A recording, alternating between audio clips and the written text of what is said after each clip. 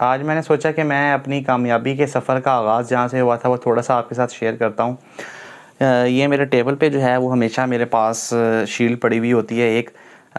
ये मैंने हमेशा अपने टेबल पे रखी होती है। मेरे पास और भी शील्ड्स हैं, लेकिन इस शील्ड को मैंने स्पेसिफ़िकली अपने टेबल पे इसलिए रखा हुआ है कि जब कभी मैं डीमोटिवेटेड फ़ील करता हूँ या जब कभी डिप्रेस्ड फ़ील करता हूँ तो मैं इस शील्ड को उठा के देख लेता हूँ, क्योंकि इस शील्ड के साथ मेरी बड़ी यादें हैं। जर्नी इस तरह से शुरू हुई कि जब मैं लाहौर में आया मेडिकल कॉलेज में नया-नया, तो एक ताल्लुक़ भी हमारा छोटे शहर से था और वहाँ पे इस तरह कभी इंटरनेशनल हम लोगों ने या नेशनल जो है कोई इस तरह का प्लेटफ़ॉर्म नहीं देखा था कि जहाँ पे कोई कंपटीशन हमने किया हो। अब जब मैं वहाँ पे आया तो मेरा एक फ़ेलो था कि जो उर्दू डिबेट्स किया करता था और उसका थोड़ा एक्सपोज़र भी था इस तरह का। तो उसने मुझे आके कहा कि यार, चूँकि तुम बोल-शोल लेते हो थोड़ा बहुत, तो मुझे एक इंग्लिश डिबेटर की ज़रूरत है जो मेरे साथ जाए और डिबेट्स कर सके, क्योंकि जो मेरा पार्टनर था वो चला गया है, वो अब नहीं आ रहा। तो मैंने उससे कहा कि यार, मैंने तो कभी डिबेट की ही नहीं है, तो मैं किस तरह से कर सकता हूँ, तो मैं नहीं कर पाऊँगा। तो उसने कहा कि यार, बस मुझे एक पार्टनर की ज़रूरत है, मैंने टीम पूरी करनी है, तो तुम मेरे साथ चले चलो। तो खैर मैंने हामी भर ली उसके साथ जाने की। लेकिन ये है कि जो उस टाइम पे मेरे फ़ेलोज़ थे उन सब ने भी मज़ाक उड़ाया कि यार, ये कहाँ पिंडों का और गाँव का उठ के आया हुआ है, इसको क्या पता कि किस तरह से स्पीच करनी है, तो इसे इंग्लिश पे लेके जा रहा है।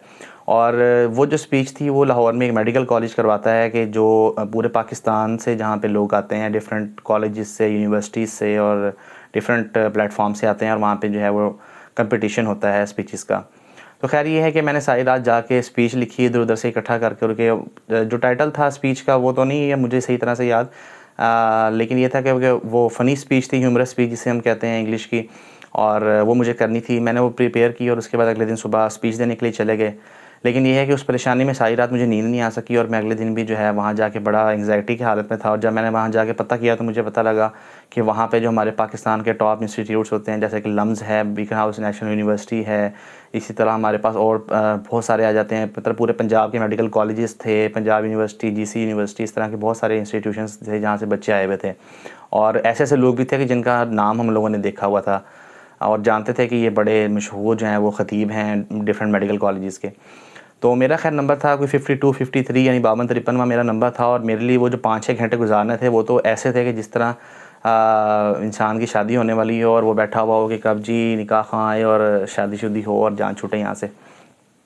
तो मैं ख़ैर स्पीच आई, मेरा टाइम आया और मैं स्पीच देने के लिए चला गया। ना कभी मैंने कभी किसी प्लेटफ़ॉर्म पे इंग्लिश बोली थी और ना ही मुझे स्पीच देने का कोई आइडिया था। मैं ख़ैर वहाँ चला गया और दुआएँ पढ़ता-पढ़ता मैं चला गया कि या अल्लाह, तू ही बेहतर जानता है क्या होना है और क्या नहीं होना है, बस इज़्ज़त रख लें थोड़ी-सी।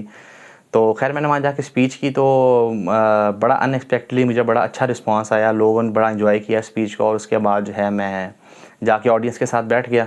अब मैं ऑडियंस के साथ बैठ गया तो जो मेरे साथ मेरा फ़ेलो था, उसे था कि शायद वो स्पीच जीत जाएगा और उसने ज़रा अच्छा कंटेंट दिया है।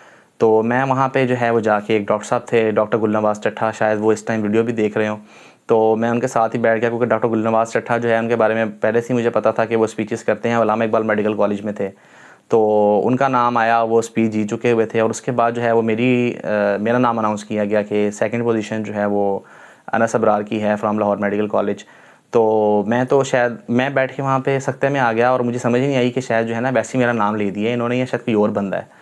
तो उन्होंने जब 2 दफ़ा नाम लिया तो गुलनवाज़ भाई ने मुझे कहा कि यार, अनस तो आपका ही नाम नहीं है, क्योंकि हम लोग पहली दफ़ा मिले थे। मैंने कहा नाम तो मेरा ही है, लेकिन यार ये बुला क्यों रहे हैं? तो उसने बताया कि यार, तुम्हारी सेकंड पोजीशन आई है।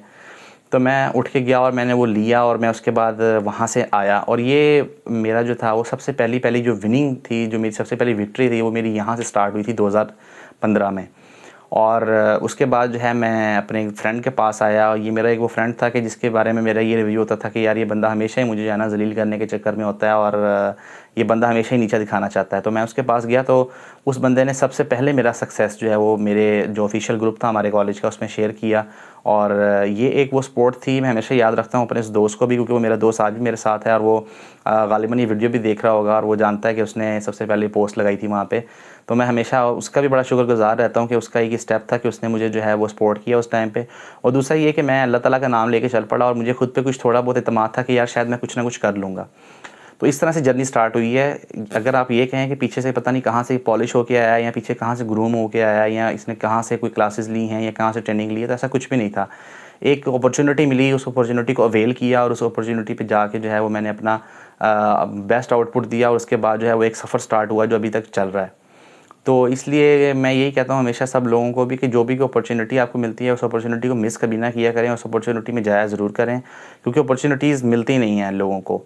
और जिसको मिलती हैं अगर वो शर्मी में या किसी भी वजह से लोगों के कहने पे, क्योंकि मुझे उस टाइम पे बड़ी अपोजिशन फेस करनी पड़ी थी। मेरे अपने फेलोज़ जिनके साथ मैं सुबह शाम उठता बैठता था वही मेरी अपोजिशन में थे कि इसकी शक्ल देखो यार, इसने कैसे इंग्लिश में स्पीच करनी है और इसने कैसे जाके वहाँ प्रेजेंट करना है कि वो ऑल पाकिस्तान यूनिवर्सिटीज़ का कंपटीशन है।